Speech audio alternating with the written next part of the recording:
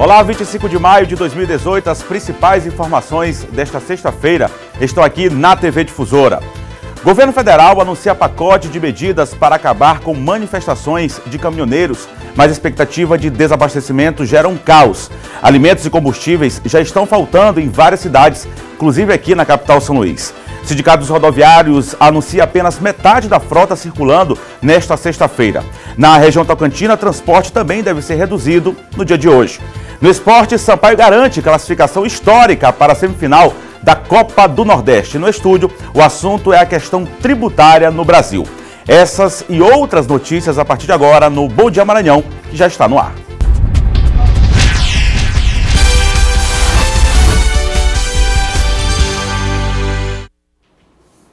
Olá, agora são 7 horas e 1 minuto, 7:01, uma ótima sexta-feira a todos. E só o Sindicato das Empresas de Transporte, a gente vem acompanhando essa situação durante toda essa semana, o Sindicato das Empresas de Transporte e Passageiros aqui de São Luís informou que, através de nota, que apenas 50% da frota da capital iria circular nesta sexta-feira, ou seja, hoje. O SET explicou que a redução da frota diária pelo desabastecimento de combustível das empresas se daria. O sindicato disse que vai aguardar a normalização do fornecimento de combustível. Na cidade é possível perceber que os ônibus estão circulando, mas nós não conseguimos confirmar até agora a quantidade colocada à disposição da população. Não estamos conseguindo contato com o Sindicato das Empresas e dos Trabalhadores também, no caso o Sindicato dos Rodoviários. Já o Sindicato dos Revendedores de Combustíveis informou que o estoque dos postos de São Luís dura 3 dias em média. Em Imperatriz, apenas 70% dos ônibus devem circular nesta sexta-feira. Ontem à noite, a gente já teve a oportunidade de passar. Quem circulou por São Luís sabe do que eu estou falando. Ontem à noite, já no final da tarde, aí, durante boa parte da noite, os postos de combustíveis aqui da capital São Luís, em vários pontos, em vários bairros aqui de São Luís, lotados, imensas filas de veículos, de pessoas querendo abastecer os carros. Em muitos postos já havia faltado, inclusive, combustível. Havia essa informação de apenas 50% da frota que atende o transporte público, os usuários de transporte público aqui da capital São Luís e também de parte da região metropolitana, apenas 50% iria circular. A movimentação, aparentemente, por onde eu passei hoje pela manhã, ela é considerada tranquila, mas a gente já percebe alguns pontos com uma certa quantidade de pessoas, mas a gente não teve essa confirmação se apenas 50%, se a frota do transporte público está reduzida. Certamente, ao longo aqui do Bom Dia Maranhão, ao longo da nossa programação, a gente vai passar mais informações. Agora são 7 horas e 3 minutos e mesmo com o fim das manifestações dos caminhoneiros, aguardada para hoje, e das medidas anunciadas pelo governo federal, já é possível contabilizar os prejuízos da paralisação desta semana. O repórter Ciro Mineiro acompanhou o impacto das manifestações nesta quinta-feira. De acordo com a Polícia Rodoviária Federal, caminhoneiros seguem paralisados no Maranhão em pelo menos 9 pontos, entre eles nas BR-010, 135, 226, 230 e 316. Desde a última segunda-feira, a categoria cruzou os braços em resposta aos constantes reajustes do diesel. O governo federal já tentou negociar com os motoristas o fim do movimento, mas sem sucesso até agora. O óleo diesel aí uma fortuna, gasolina, não tem condições mais, mano. Não existe mais condição de trabalhar desse jeito. Tem que mobilizar a nação toda, não é só o caminhoneiro não. Tem que se mobilizar o Brasil todo. De carro pequeno, Uber, táxi, todo mundo. Tem que parar mesmo, tem que parar porque assim não dá certo.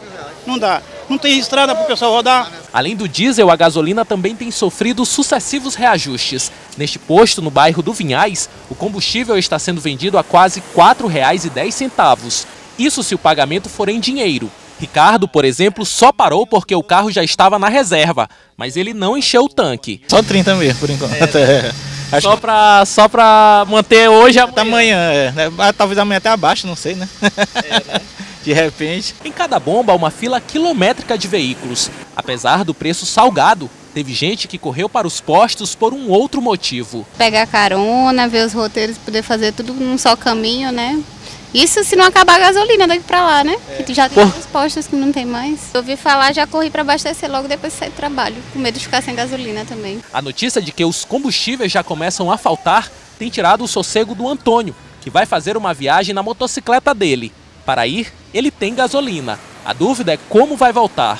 Quero viajar amanhã cedo, mas estou preocupado com as estradas, o abastecimento no caminho. Teria que abastecer lá para Chapadinha ou Santa Quitéria.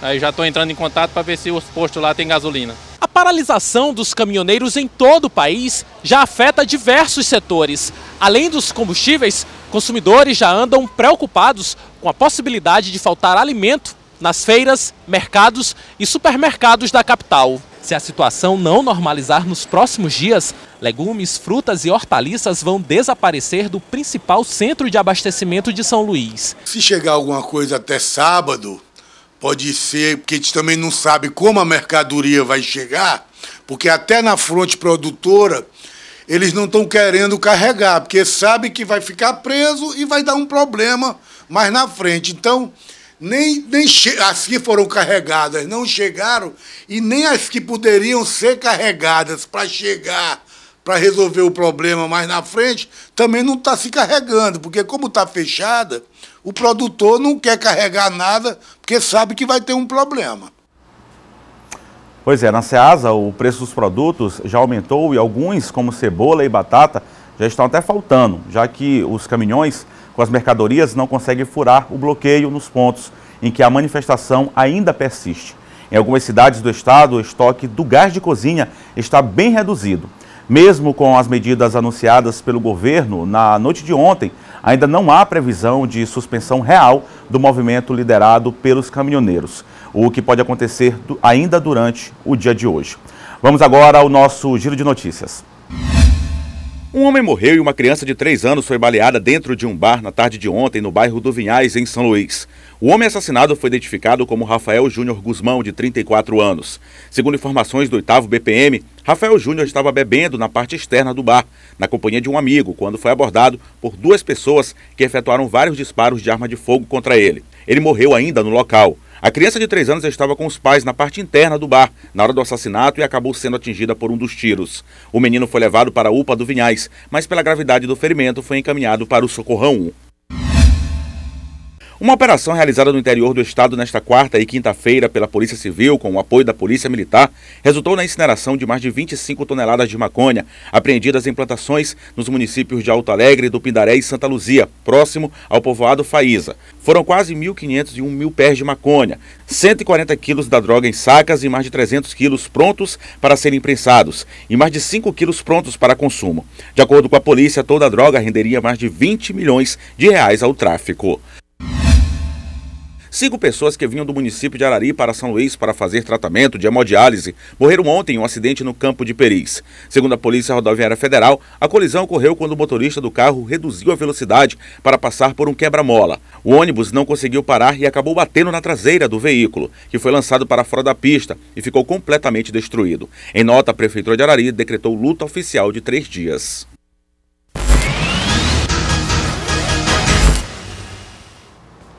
7 horas e 8 minutos, já está aqui comigo o Silvan Alves. Muito bom dia, Silvan. Bom dia, Eduardo, bom dia a todos. Silvan, chamar a atenção para esse caso aí que aconteceu lá no bairro do Vinhais, na tarde de ontem, um homem que acabou sendo assassinado, e lamentar ainda mais também uma criança de 3 anos que acabou sendo baleada, né? A criança permanece internada, a polícia está trabalhando no caso. Esse caso foi encaminhado para a Superintendência de Homicídio e Proteção à Pessoa.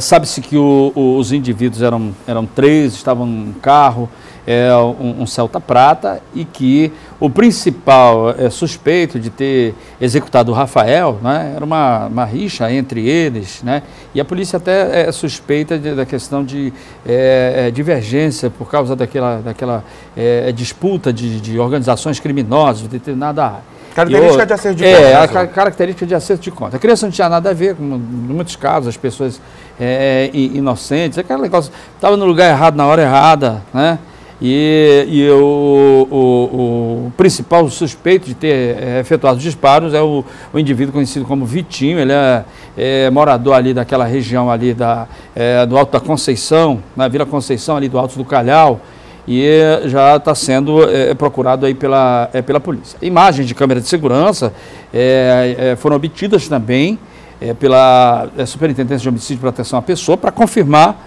a autoria do crime. A criança permanece internada. Ontem, no último boletim, os médicos garantiram que ela não corre risco, mas de qualquer forma é um episódio muito próximo daqueles outros que aconteceram há 2 semanas, o caso lá do Pedrinho, lá do bairro de Fátima, que você está lembrado, e que todos lembram, e o caso da menina lá da Cidade Olímpica, que também não tinham nada a ver e acabaram sendo atingidos a tiros por bandidos criminosos que acabam, por divergência, acertando contas em locais públicos, né, que colocam em risco a vida das outras pessoas que nada tem a ver. Pois é, a gente torce pela plena recuperação dessa criança de 3 anos. Um crime, como você falou, Silvan, no ambiente público, em plena luz do dia. E um outro crime que aconteceu de manhã, um idoso também foi assassinado na Chácara Brasil ontem, né? O seu Washington, ele tinha o hábito, como muita gente tem o hábito de ir cedo na padaria, buscar aquele pão quentinho, ele fazia isso todos os dias, ali na região da Chácara Brasil. Quando ontem pela manhã, ele e outros clientes lá da padaria foram surpreendidos com a chegada de um Ford Ka branco. Esse carro está apreendido, né, porque eles abandonaram o carro. O carro era roubado, tinha sido roubado no dia anterior e foi utilizado nesse assalto de manhã cedo lá na padaria lá da Chácara Brasil e depois abandonado. Foi encaminhado lá para a Delegacia de Furtos e Roubos de Veículo. A polícia também já obteve imagens de câmera de segurança e que mostram, inclusive, nas imagens que não houve nenhuma reação por parte da vítima. Isso é um absurdo. O cidadão se assustou, ficou assustado, pensou que poderia escapar, né? E ele tenta... Não é o primeiro caso. Não é o primeiro caso. De uma academia, empresário, isso, da academia também, sem reagir. Está virando absurdo isso aí. Exatamente. E aí ele tentou correr e o assaltante acabou atirando, né? Tirando a vida do cidadão, o que acabou gerando uma revolta lá, porque os moradores também reclamam dessa série de assaltos praticados por motoqueiros e carros também roubados que acontecem geralmente pela manhã. Até porque segurança deve ser feita 24 horas. Não tem nada que especificar segurança à noite, madrugada. A segurança tem que ser realizada, feita 24 horas. Agora uma apreensão, mas uma apreensão importante no interior do estado. Essa operação FAESA que vem sendo desenvolvida pela polícia. Importante no combate ao tráfico de drogas. Muito importante. Hoje para vencer o tráfico, o governo com a implantação da SENARC, não é? Priorizou isso aí. Ano passado foram 7,5 toneladas, não é? Essa semana foram grandes apreensões. O tráfico levou muito prejuízo essa semana com aquela apreensão lá da Faísa, não é? Na primeira etapa, depois aqueles 150 quilos aqui na região metropolitana, lá no Passo do Lumiar. E agora a continuidade dessa operação que terminou lá em Alto Alegre do Pindaré, com a apreensão também de maconha prensada, 25 mil pés de maconha também plantados lá naquela região e que causam um impacto, um prejuízo financeiro para a organização criminosa em torno de 20 milhões. 20 milhões de reais, não é? Juntando toda essa quantidade de maconha apreendida lá na Faísa e encerrada nessa operação lá. Encerrada não, né? Porque a investigação continua, porque é necessário localizar esses traficantes para que eles possam serem presos e responderem na forma da lei pelo crime que eles praticaram. A própria polícia falou que vai continuar trabalhando para tentar prender essas pessoas responsáveis e continuar aprendendo também. Polícia Civil, Polícia Militar terrenos, aprendendo. E o CTA. Isso. Exatamente. É a operação conjunta das Polícia Civil e Militar. Muito importante. Obrigado, Silva. Bom fim de semana para você. Eduardo, bom fim de semana a todos. Um grande abraço, Silva. Obrigado. Agora são 7h13. Vamos à Imperatriz com o Luiz Carlos Lima. Muito bom dia, Luiz. Bom dia, Eduardo. Bom dia, Maranhão. Olha, a gente começa a participação falando do assunto que tem dominado o noticiário nos últimos dias, a manifestação dos caminhoneiros. Aqui na região, a maioria dos postos não tem uma gota de combustível. O setor de armazéns atacadistas também está sendo afetado. A fila de caminhões já se estende por todo este trecho do quilômetro 246 da BR-010. Para quem mora nesta região do país e principalmente a região norte do Brasil, a situação já se agravou. Isso porque 90% do abastecimento de lojas, comércios e distribuidoras depende das rodovias federais. E a BR-010 é uma das principais rodovias. Ainda penso que é necessário. A gente precisa tomar uma atitude para poder reverter isso, né?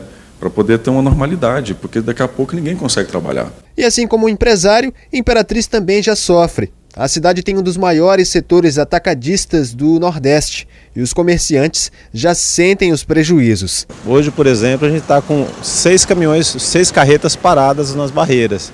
O meu depósito está vazio, o que tinha de produto eu já vendi quase todo, então quer dizer...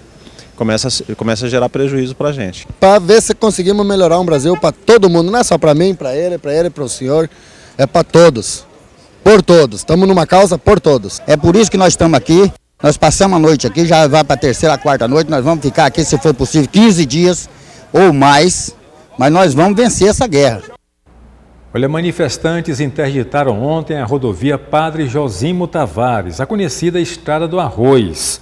A ação levou a empresa que faz a coleta do lixo a suspender o serviço porque os caminhões foram impedidos de descarregar no lixão municipal.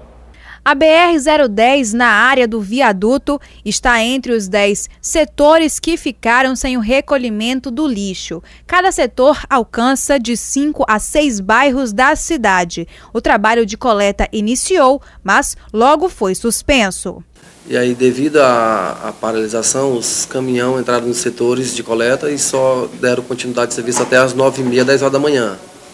Quando encheu, foram diretamente para o lixão fazer o descarrego, mas não teve a possibilidade de descarregar. Foram necessárias algumas horas para que o fluxo na estrada Padre Josimo Tavares, mais conhecida como Estrada do Arroz, fosse liberada pelos manifestantes. De acordo com a superintendência, será preciso no mínimo 3 dias para reorganizar os setores.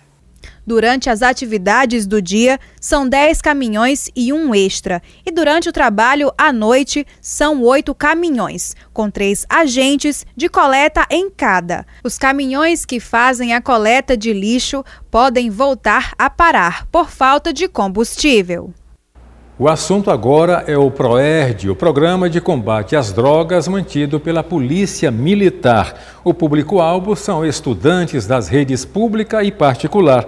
Nós acompanhamos uma parte das atividades numa escola municipal. Preferencialmente, as aulas são para estudantes do 5º ano, mas o comando também tem currículo para as séries iniciais. A gente trabalha uma vez por semana, um horário na sala de aula, é como se fosse uma disciplina extracurricular, abordando, sobretudo, conhecimentos sobre as drogas lícitas e ilícitas. O PROERD é voltado para as crianças exatamente por ser educativo ao ensinar temas específicos, como as consequências da violência, droga, cigarro e bebida.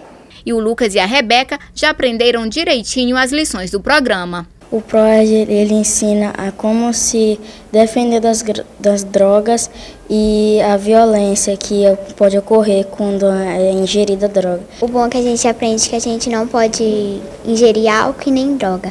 E também o que a gente aprendeu é que as drogas elas fazem muito mal para a nossa saúde e o álcool também. Por hoje é só, Eduardo. A gente volta com você aí no estúdio. Valeu, Luiz. Um bom fim de semana para todos em Imperatriz, na região Tocantins e em todo o interior do estado. Agora são 7h18. No próximo bloco, São Luís vai sediar hoje o seminário de apresentação do projeto Reforma Tributária Solidária. E mais, presidenciável Jair Bolsonaro confirma agenda em São Luís no próximo mês, em junho. 7h18. O Bom Dia Maranhão volta já.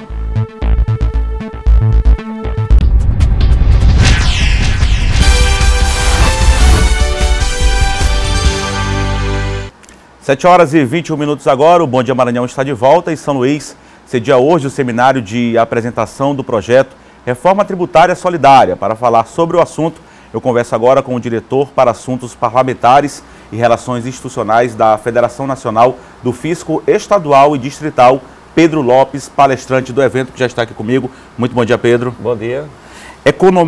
Reforma Tributária Solidária. Explica para a gente como é que funcionaria essa reforma tributária solidária, Pedro.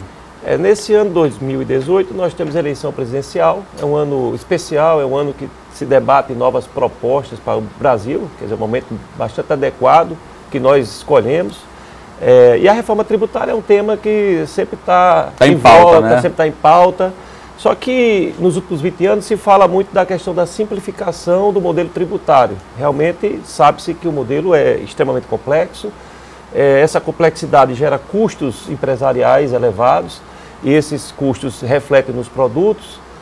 O consumidor paga mais caro, o produto brasileiro fica mais caro, perde competitividade. É preciso fazer uma reforma para simplificar. Mas nós diagnosticamos que o problema do Brasil na área tributária não é a simplificação, não é a complexidade. Na verdade, a complexidade decorre de um problema raiz, que é a distribuição da carga tributária. Aqui no Brasil, se cobra muito imposto sobre as mercadorias e serviços. Essa greve agora dos caminhoneiros e a solução da greve, inclusive, está em cima da redução de impostos sobre o diesel, que vai diminuir 10% o valor do produto para esse segmento. A greve é reflexo já disso, né? Também, porque a carga de impostos sobre o consumo, não apenas no combustível, mas em todos os produtos e serviços do Brasil, é muito elevado. Está fora do padrão internacional. Só que acontece que essa alta tributação no consumo é porque o Brasil cobra muito pouco sobre a renda. Na verdade, sobre as altas rendas no país não pagam imposto. Então, assim, a gente acaba tendo um modelo que a gente chama regressivo, onde, na prática, as pessoas que ganham menos acabam despendendo uma parcela muito maior do seu salário para pagamento de impostos. Então, vamos dizer assim, a pessoa que ganha um salário mínimo aqui no Brasil, ela paga uma carga tributária dos países mais desenvolvidos do mundo, por exemplo, da Suécia, chegando a 50%. Qual seria a fórmula, então, Pedro? O que poderia ser feito? É preciso o seguinte, essa distorção, o que é que nós defendemos? Primeiro, que a gente jogue a carga tributária para a renda, e essas rendas que não pagam, principalmente essas que não pagam impostos. E, geralmente, essa renda começa a partir dos 40 e também tem muito no segmento empresarial. É uma legislação que foi aprovada em 1995, então não precisaria muita coisa.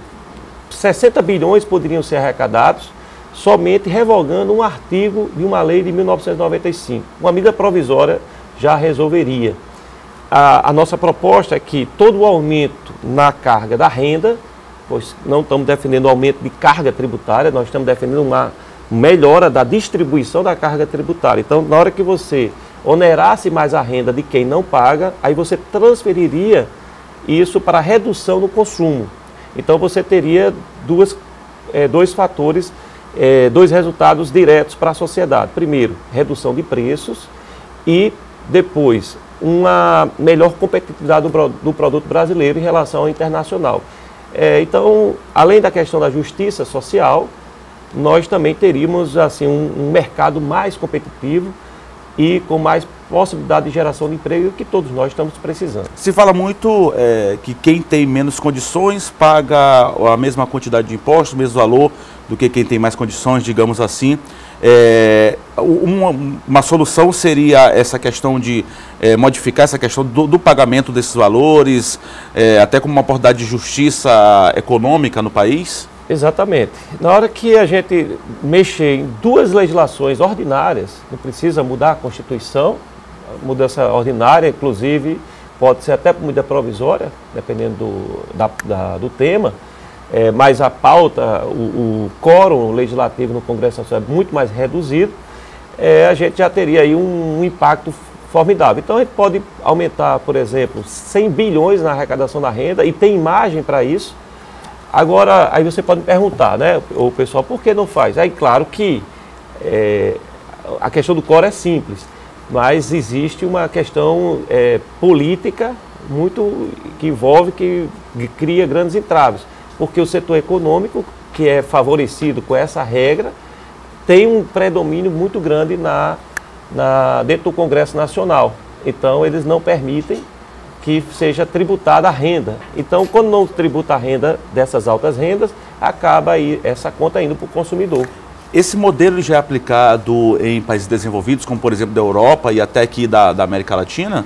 Nos países desenvolvidos é assim, certo? Os Estados Unidos, por exemplo, que é o país que é a nossa maior referência de capitalismo, né? E a gente pode até citá-lo com muita tranquilidade. A fórmula de cobrança de imposto é a seguinte: ele cobra muito pouco imposto sobre as mercadorias e serviços e sobre a folha de pagamento, e com isso ele consegue fazer um produto mais barato. Com esse produto mais barato, ele dá mais competitividade ao produto americano. Aí, de acordo com o ganho empresarial e o patrimônio gerado com esse ganho, ele vai cobrar da renda e do patrimônio. Então, nos Estados Unidos, por exemplo, a carga tributária sobre a renda chega a 50%, quer dizer, de tudo que é arrecadado, 50% na renda. O Brasil, a fórmula é inversa, ela cobra 19% sobre a renda e joga 50% no consumo. É exatamente inverso, quer dizer, nos Estados Unidos 50% é renda e 18% é consumo, e aqui no Brasil 50% é consumo, 19% em outros países já há esse avanço também. No Chile, por exemplo, já tem um avanço. O Chile ele tem um modelo intermediário, mas de 100% da arrecadação chilena, 37% é sobre a renda. A Europa Ocidental, os países nórdicos da Europa, os países mais desenvolvidos do mundo, grande referência de estado de bem-estar social, eles chegam a ter aí também 40% da sua carga tributária incidente sobre a renda. Então assim, o Brasil ele vai na contramão dos países que têm uma estrutura e uma proposta de desenvolvimento. Tá ok. Conversei aqui com o Pedro Lopes, que é diretor para assuntos parlamentares e relações institucionais da Federação Nacional do Fisco Estadual e Distrital. Só lembrando, o evento acontece hoje às 9 horas da manhã, daqui a pouquinho no auditório do edifício Executive Lake Center, localizado na Rua das Jussaras, no Jardim Renascença. O evento é gratuito. Muito obrigado, Pedro. Obrigado. E agora são 7 horas e 29 minutos. Em São Luís, o número de casos de dengue teve uma redução de 60%. Mesmo assim, é preciso ficar em alerta, como mostra o repórter Ciro Mineiro. De janeiro a abril deste ano, foram notificados 260 casos de dengue em São Luís. No ano passado, neste mesmo período, foram 446 notificações. Em 2018, a queda nas estatísticas foi de quase 60%.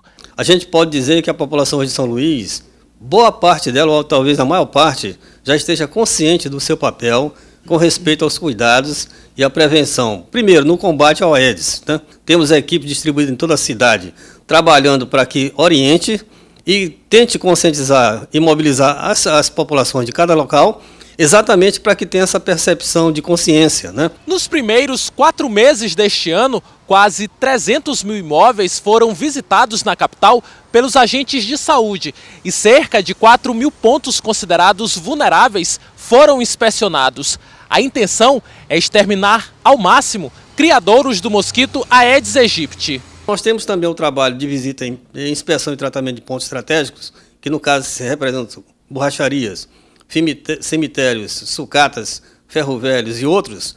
Esses que são considerados pontos estratégicos vulneráveis para a maior proliferação realmente de mosquito. Nós estamos também com um trabalho muito intensificado nessa área, né? Até em determinado momento apresentando projeto aí para intensificar ainda mais. Mesmo com todo o trabalho intenso de combate ao mosquito que transmite a dengue, ainda encontramos na cidade situações como essa. Na Rua Castro Alves, no Monte Castelo, este ponto se transformou em um depósito de lixo. Aqui é possível encontrar todo tipo de resíduo, restos de materiais de construção, lixo doméstico, como também carcaça velha de televisão e até um vaso sanitário. Regularmente, as equipes de limpeza recolhem toda essa sujeira. O problema, segundo moradores, é a própria comunidade, que realiza o descarte indevido no local. Geralmente, quando o carro tira, na mesma hora o carroceiro vem e bota de novo o lixo. Simplesmente, eles deixam de botar o lixo na própria porta de casa, para o carro pegar, para jogar aí. Muita gente fica doente aqui por causa desse lixão aí. Pois é, o Comitê Gestor de Limpeza Urbana informou que irá incluir a Rua Castro Alves nas ações de remoção manual e mecanizada para conter o acúmulo de lixo. Pediu ainda o apoio dos moradores e disse que a coleta no Monte Castelo é diária e feita no período noturno. Agora a gente fala de política. Pois é, são 7h32, aqui no estúdio já recebo John Coutrin para a gente conversar sobre política. Muito bom dia, John. Muito bom dia, Eduardo. Muito bom dia a todos que nos acompanham neste momento. John, o pré-candidato, o Ricardo Murat, até então era pré-candidato ao governo do estado e teve seu nome mais uma vez confirmado pela filha, que é deputada estadual, a Andréa Murat, não é isso?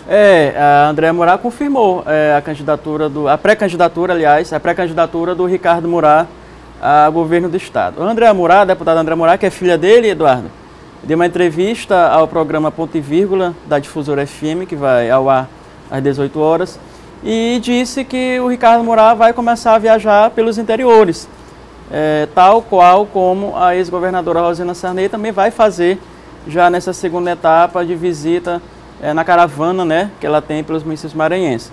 E aí ela confirmou, o Ricardo hoje, Eduardo, ele está afiliado ao PRP, é um partido que tem ingressado com várias ações aí contra o governador Flávio Dino, e o Ricardo Murat, sim, será pré-candidato ao governo do estado, Ele também tem feito muitas críticas nas redes sociais ao atual governo. Então, a Andréa Murat, que falou ao programa, ela confirmou, inclusive, que ele já tem uma agenda, deve fazer um pré-lançamento oficial da sua candidatura, o Ricardo Murat, e é mais um nome que está posto aí na sucessão estadual para concorrer. Além dele, nós sabemos que tem o atual governador Flávio Dino, a ex-governadora Rosina Sarney também será candidata, a Maura Jorge também será pré-candidata ao governo, Roberto Rocha, senador Roberto Rocha, pelo PSDB, também concorrerá à eleição deste ano, a governador, e a Maura Jorge, que também é pré-candidata a governador. Então, esses são os candidatos. E o Ricardo Murat, apesar de alguns boatos dizendo que ele não seria candidato, que ele teria desistido aí. Ou sairia para outro cargo, né, John? Sairia para outro cargo, deputado federal. Mas a gente sabe que na família do Ricardo tem a filha Andréa Murat. A Andréa Murat será candidata a deputada federal e o seu genro Souza Neto concorrerá à reeleição de deputado estadual. E o Ricardo Murat encabeçará a chapa aí como candidato a governador. Há inclusive também a possibilidade do radialista Geraldo Castro ser candidato a senador na chapa do Ricardo Murat, mas isso vai ser definido apenas em convenção. Então, Ricardo Murat segue candidatíssimo ao governo, segundo aí as palavras da Andréa Murat, e nos próximos dias ele deve aí começar a viajar pelo interior e mostrar o que ele fez na área de saúde pelo Maranhão. Essa entrevista foi dada ontem no Ponto e Vírgula, né, Ponto e Vírgula. Pela Difusora FM, o programa apresentado pelo John Coutrinho, o Minardi, também o Negrão lá em Imperatriz, a Juliana em Caxias. John, agora falando sobre a Rosina Sarney ainda, ela foi condenada, né, por propaganda antecipada, não é isso? O juiz Júlio César Prazeres, a Justiça Eleitoral, determinou que se retirasse um vídeo em que a Rosina Sarney faz algumas críticas ao governador Flávio Dino, e a Justiça Eleitoral entendeu que isso foi propaganda negativa contra o Flávio Dino, o governador Flávio Dino, e mandou que retirasse esse vídeo, né, da internet, e também que não fosse publicado nem o veículo de comunicação, nem blogs, nem jornais, nem sites. Então, essa foi a decisão, e não só a Rosina Sarney, mas também o próprio governador Flávio Dino também tem sofrido ações aí por propaganda eleitoral antecipada também, e a própria Maura Jorge também, que ela, pela segunda vez, foi inclusive condenada para que se retirar um outdoor que foi instalado na cidade, em vários municípios maranhenses, mas principalmente aqui na capital maranhense. Por 2 vezes já, né, John? Duas vezes. Citamos aqui, falamos aqui no Bom Dia. Da primeira vez, a Maura Jorge, ela colocou um outdoor ao lado do Jair Bolsonaro, e a Justiça determinou que ela retirasse, ela não foi multada de R$5.000. Mas parece que ela não atendeu não estava muito atenta à decisão e acabou colocando um outro outdoor na cidade, e mais uma vez ela foi condenada. Então há várias ações já na pré-campanha, várias ações de propaganda antecipada, inclusive propaganda negativa já dada pela Justiça Eleitoral contra todos os candidatos aí elencados. Pois é, a Justiça Eleitoral tem que estar atenta também a essas situações que correm aí nas redes sociais. Agora, John, só para a gente finalizar, outro pré-candidato à presidência da República, o Jair Bolsonaro, confirmado, vem a São Luís, né? Confirmou. A princípio, ele viria em junho, a gente anunciou há um mês atrás que ele viria em junho, mas já tem data definida para o pré-candidato a presidente da República, Jair Bolsonaro, está em São Luís, será, Eduardo, no próximo dia 16 de junho. Dia 16 de junho, Jair Bolsonaro desembarca em São Luís e tem uma programação na tarde desse dia 16 de junho, ali em um evento que será realizado no Multicenter Sebrae. Então, Jair Bolsonaro ele vem ao Maranhão, será recepcionado pela pré-candidata governadora Maura Jorge e também pelo doutor Alan Garcês aí, que são eles da União da Direita Maranhense, que estão coordenando essa vinda aqui do Jair Bolsonaro ao Maranhão. Nós temos, inclusive, um vídeo da última vez que o Jair Bolsonaro se referiu ao Maranhão e ele falou, Eduardo, sobre a questão da penitenciária de Pedrinhas. Vamos acompanhar. Não. A única coisa boa do Maranhão é o presídio de Pedrinhas. É só você não estuprar, não sequestrar, não praticar latrocínio que tu não vai pra lá.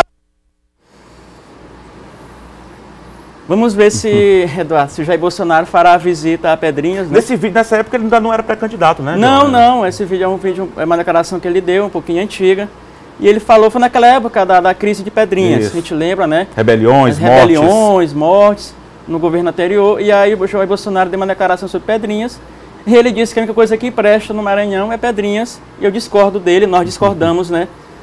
Não é isso, não, pelo contrário. Ele vem agora, vai ter a oportunidade de ver que tem outras coisas aqui que são boas também, né, Diogo? Ele vai ter a oportunidade de ver que Pedrinhas está um pouco diferente, mas é bom acompanhar. Inclusive isso também, É isso, Eduardo. Tá bom, muito obrigado. John vai ter a oportunidade de ver que Pedrinhas está bem diferente em relação a essa época e também ver que no Maranhão tem muita coisa boa. Valeu, John, muito obrigado. Você volta na próxima semana, bom fim de semana. Hoje tem ponto e vírgula, né? Hoje tem ponto e vírgula às 6 horas da tarde na Difusora FM 94,3. Tá ok, obrigado, John, bom fim de semana. Agora são 7 horas e 38 minutos. No próximo bloco, Sampaio consegue classificação histórica para a semifinal da Copa do Nordeste. Mais nosso guia cultural e o roteiro da sua diversão nesta sexta-feira, 7h39. O Bom Dia Maranhão volta já.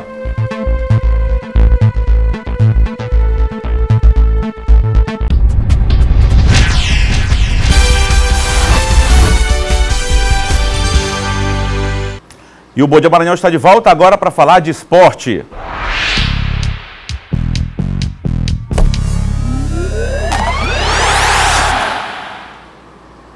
E a gente começa falando de Copa do Nordeste. Copa do Nordeste. Oferecimento Cred Shop. Mais conquistas na sua vida. E Mateus. Somos um só coração. Já está aqui ao meu lado, Laércio Júnior. Muito bom dia, Laércio. Bom dia, Eduardo Ericeira. Ótimo dia. Ótimo dia para o Sampaio, representante maranhense. Está na semifinal da Copa do Nordeste, conseguiu garantir um empate. O Sampaio teve problemas para chegar no estádio ontem por conta aí da greve dos caminhoneiros, não é isso, Laércio? Salvador ontem praticamente parou. Se você pensa que aqui em São Luís tivemos um caos, na Bahia foi muito pior. O Sampaio conseguiu chegar no estádio, o jogo era 7 da noite. Os jogadores só entraram no portão principal do Barradão às 6 da tarde, mais 27 minutos. Faltando pouco mais de meia hora para a partida começar. Só que dentro de campo, isso tudo não fez diferença. O Andrei, numa grande noite, conduziu o time tricolor à classificação inédita para a semifinal da Copa do Nordeste. A primeira chance do jogo é do Vitória, com Ramon. Logo aparece o personagem do jogo, o goleiro Andrei. Em jogada individual, Bruno Moura leva perigo ao goleiro Ronaldo. Mas é só isso que o Sampaio faz no primeiro tempo. Aí vem o milagre. Neilton cobra o escanteio. André Lima sobe bem e cabeceia no canto. Andrei vai buscar. Uma defesaça. De falta, quase o Vitória marca. Neilton tenta o passe na área. Fredson vai para a marcação com o braço aberto e acaba cometendo o pênalti. O próprio Neilton vai para a cobrança e Andrei vai buscar no canto. É a defesa da classificação tricolor. No segundo tempo, Andrei defende a finalização de Nixon. No contra-ataque, o Sampaio perde a chance de confirmar a classificação com João Paulo. E aí vem mais um milagre. Ramon cabeceia e Andrei faz algo que parecia impossível. Evita o gol. A imagem por trás do gol dá para perceber o reflexo do goleiro tricolor. No fim, o Sampaio administra e espera o apito final para comemorar a classificação inédita semifinal. Que venha o ABC!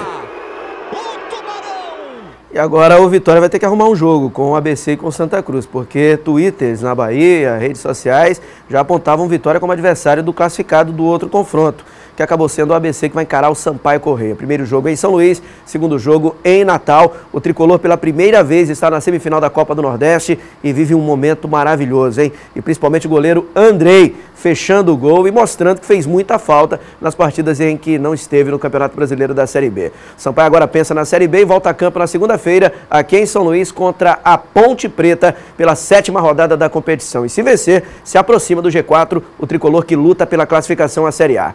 Agora vamos falar do Motoclube. O rubro-negro maranhense encara o Açu na última rodada da primeira fase da Série D. O Moto se classificou com 2 rodadas de antecipação. O objetivo agora é garantir a primeira posição e trazer a vantagem de decidir em casa na fase de mata-mata da Série D. Algo que é indiferente para o técnico Luiz Miguel. Veja, o Moto, a última vez que subiu, ele decidiu sempre fora de casa. O Maco, ano passado, chegou numa fase de decisão no último mata-mata e também decidiu sempre fora de casa. Às vezes fazer o resultado primeiro em casa e jogar em cima de um resultado feito é melhor do que às vezes ter que tirar uma vantagem dentro de casa. O atacante Val Barreto está confirmado na equipe. Ele espera o apoio da torcida para voltar a balançar a rede. Nesse jogo, antes errei alguns gols que eu não estou acostumado a errar também. Até fiz gol contra, que eu nunca fiz também, mas ter que trabalhar agora, né, e voltar aí para o mais rápido possível fazer gols para estar ajudando a nossa equipe. Para o goleiro Rodrigo Ramos, a hora é de entrar em campo com o que o Moto tem de melhor e ir com moral para a segunda fase, conquistando mais uma vitória, que seria a quarta do time rubro-negro nesta fase de classificação. Toda a expectativa agora para esse jogo, tornou-se uma decisão para nós, né? Para que isso possa acontecer e a gente volte a vencer na competição, né? Até porque já são 2 jogos sem vitória, um empate e uma derrota, então nosso objetivo agora é vencer bem para entrarmos com moral nesse primeiro mata-mata. E a torcida está convocada, hein? Mota e Açu, jogo importantíssimo, o Moto precisando fazer caixa, a bola rolando 18 horas e se vencer o Moto provavelmente decide em casa nas próximas fases da Série D do Campeonato Brasileiro. Além do Moto, entram em campo domingo às 18 horas o Cordino, que faz o jogo mais importante da sua história em Fortaleza contra o Ferroviário, e o Imperatriz, que vai a Natal encarar o América de Natal. Ao contrário do Moto, as outras 2 equipes maranhenses, para se classificar sem problemas, precisam da vitória fora de casa, mas podem se classificar até perdendo ou empatando. O domingo também vai ser de basquete, o Sampaio Basquete vai encarar o Campinas no 3º jogo decisivo da grande final. E o sábado vai ser de caminhada da turma do Imortal FC. Tudo vai começar pela Rua Grande, às 10 horas da manhã. O Zuluzinho será uma das atrações da caminhada e você está convidado a participar com os atletas do maior evento do Brasil. E já é na semana que vem, hein? Dia 2 de junho, sábado, os ingressos estão à venda na loja do evento lá no São Luís Shopping, aqui próximo do Sistema Difusora. É só atravessar a ponte, mas você em toda a cidade pode acompanhar. Claro, chegar lá para garantir aí sua participação nesse evento importantíssimo. Imortal FC para os sonhos aí da luta. Um abraço, Eduardo. Valeu, Lécio. Bom fim de semana, que segunda-feira você volta aqui. Agora são 7 horas e 48 minutos. Jéssica Lima chega agora com as melhores dicas de diversão para o seu fim de semana.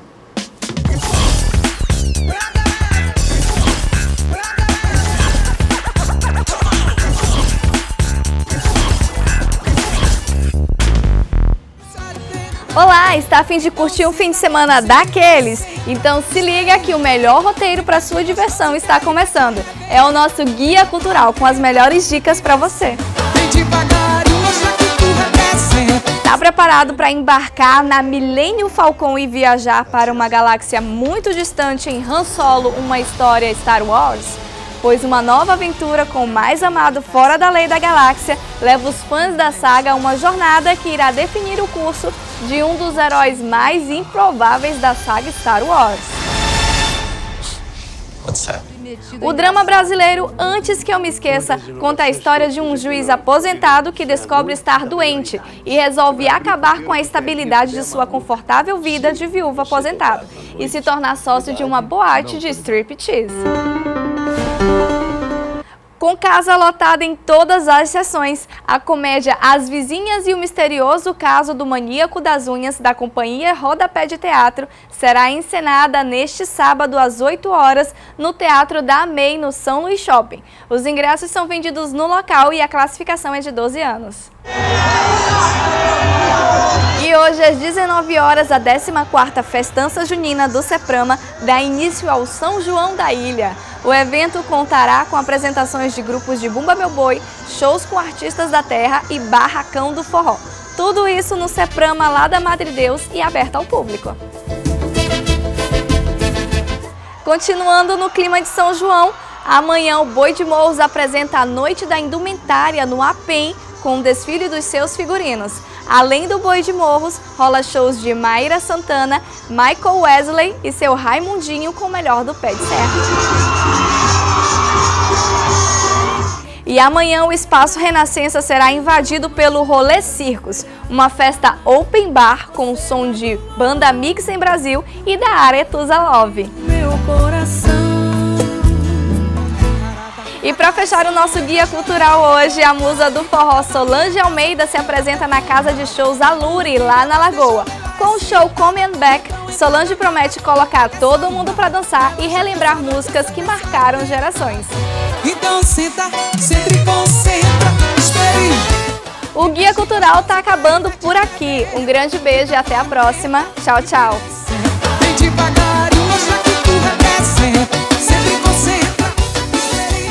Valeu, Jéssica, e voltamos a falar sobre os reflexos da paralisação dos caminhoneiros aqui no Maranhão. O Sindicato das Empresas de Transporte, SET, informou que nem todos os ônibus estão circulando nesta manhã na capital maranhense. Seria apenas 60% da frota.